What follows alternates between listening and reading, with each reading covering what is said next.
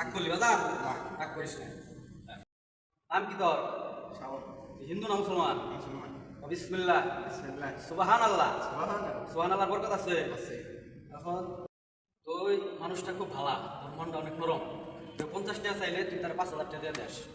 তোর যখন টাকা পয়সা থাকে, বন্ধু বান্ধব, আত্মীয় স্বজন, মা বাপ সবাই তোর আপন।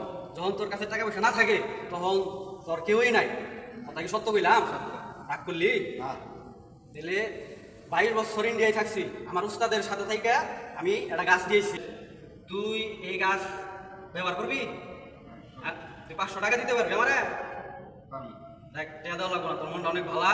যদি এই গাছ দিয়া তোর বিন্দু মাত্র উপকার হয়, মসজিদে 20টা বন্ধা দিয়ে দিস। 20টা বন্ধা দিবার ভাবি? রাগ করলি? তোর সামনে 2টা ভাড়া আছে, তোর কাছের বন্ধু বান্ধব তোর ক্ষতি করবো, তুই একটু সাবধানে চলবি। কথা কি সত্য কইলাম? রাগ করলি? রাগ করিস না। তোরে যে এতগুলা কথা কইলাম, কথা কি সত্য কইছি?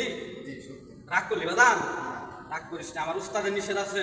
এই গাছ নিয়ে যদি তোর বিন্দু মাত্র উপকার হয়, ঠিক আছে, তুই মসজিদে 20টা বন্ধা দিয়ে দিস। রাগ করলি বাদান? রাগ করিস না।